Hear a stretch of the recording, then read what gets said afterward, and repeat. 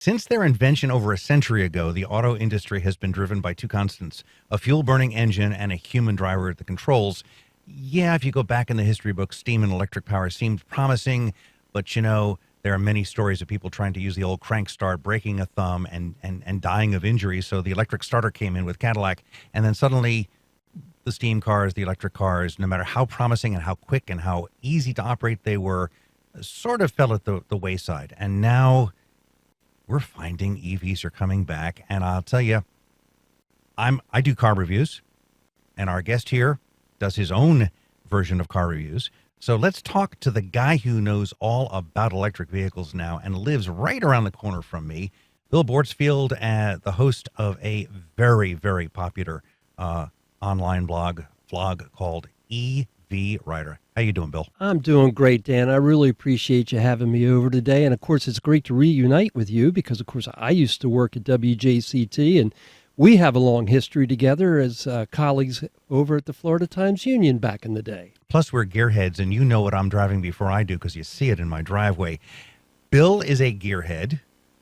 Bill and I did a lot of fun stuff. We actually did a Pod Rods a blog back in the day at the Times-Union, and he has become a converted EV lover, has 3 EVs, charges them up, and then gets out there and talks to owners of new and old, including the gentleman we see at Caffeine and Octane with a modified Volkswagen Beetle, and has actually, as I do, tested many electric cars and owns a vehicle that has autonomous equipment. And so we share a lot of the same thoughts, but I'm a little bit of a Luddite when it comes to going fully EV. He is a little more converted. So let's talk about the modern evolution of EVs. It started with the Volt. No, it started with... Well, it started with the EV1 that General Motors did way back in the day. With lead-acid batteries, teardrop shape. With lead-acid batteries, and I got to drive that back when I lived in California, and really that was an eye-opening experience in and of itself. But as you know, the real advent of modern-day EVs would be the Tesla Roadster, which was a wonderful sports car and the first electric car to do more than 240 miles, which at the time was saying something. Now, of course, EVs, the opening bid is pretty much 300 miles or more for many of the performance EVs. Yeah, the original Tesla Roadster was a converted Lotus, which was very lightweight, 1,000 pounds. Beautiful car. And very stunningly built. And I'm still waiting for Elon to bring out the promised next Roadster, next sports car. Yes. But as late as 3 weeks ago, I was driving an electric vehicle. I drove the Mustang Mach-E GT, which blew me away with its ability to handle, with its technology level, and its legitimate 250-mile range. And I guess that's my break even, is you got to give me a gas tank's worth of... Well, that's probably what you got, because I know you, Dan. You're a little heavy on the accelerator. Oh, it's a GT, man. Yeah, of course. But, its actual EPA-rated range is 280. And as a Mustang Mach-E owner myself, I can tell you with a lighter foot, I either match or exceed Ford EPA/estimated range. So I would expect the same to be true with the Mach-E. Now, here's the thing. I know a lot of folks say, oh, EVs are all about the environment, and certainly that's true, but you brought up the Mach-E GT. And a quick note for performance fans, that car is a hair quicker than the V8 Mustang Dark Horse, and that's what it's all about. And actually, there is a performance model that's just coming out, sort of rally wheels and stuff like that. So they know what they're aiming at. And now we have announced today the new Capri, which appears to be a modification of that platform, not like the Capri sports car, well, but still. Actually, this one is actually going to be built on the Volkswagen MEB platform, which is a superb platform. Yes, in fact, they've already introduced the Ford Explorer over in Europe on that platform. So one of the interesting things to see, too, is you're seeing some unusual team-ups in the space. So to see Ford work with Volkswagen like that, it's just not the type of thing you would have expected. And, of course, I know you're also very familiar with the Rivian deal that just happened. That is a stunning-looking vehicle with that really weird cross-frunk in front on the, I think it's the pickup truck. There's a lot of them in town, and I love them. But you and I share one commonality. We've both driven what I think is the most logical, luxurious, and competent electric out there, the Lucid Air.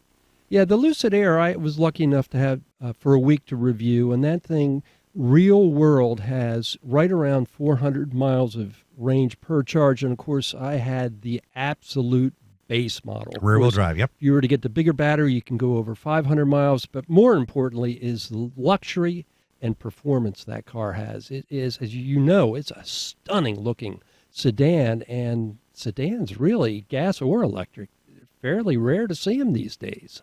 Well, we've got a call, but I'll ask you this question before we go to Mark on the west side. What are the pluses and minuses right now of owning an EV in Jacksonville? Well, I think there's a lot of pluses.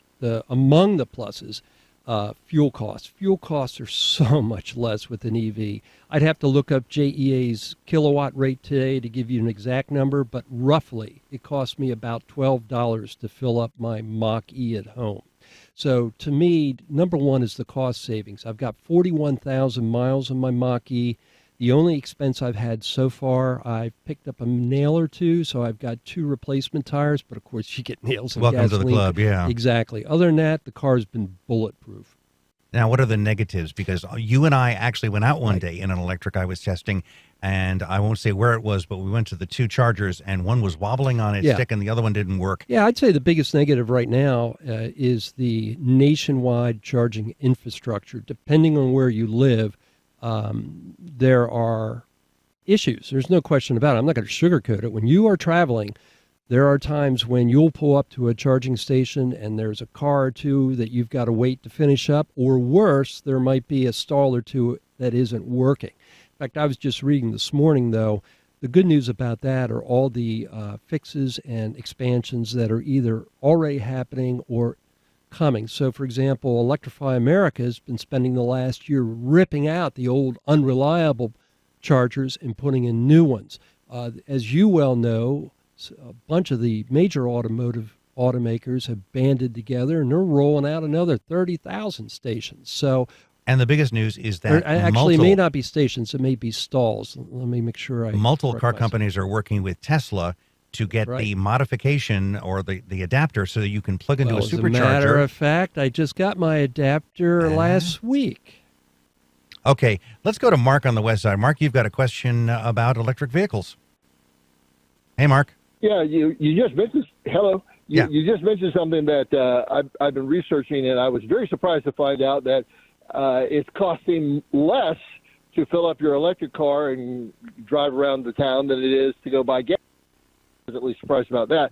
But my concern is, and I can't get a straight answer on this, but I drive the heck out of my car. So in 2 or 3 years with my Tesla or whatever car I decide to buy, I'll have 300,000 miles on my car, and I'll probably have to replace the batteries. And how much does that cost? I've heard 10,000. I've heard 20,000. It's kind of scary. Yeah, and I can address I can address some of that. First off, every new car comes with a 8-year, 100,000-mile warranty. Now, Mark, if you're doing 300,000 in an automobile, you're obviously the exception to the rule. So, as far as cost goes, one of the reasons it's so hard to figure out what the cost is because there's not many batteries that have gone bad yet.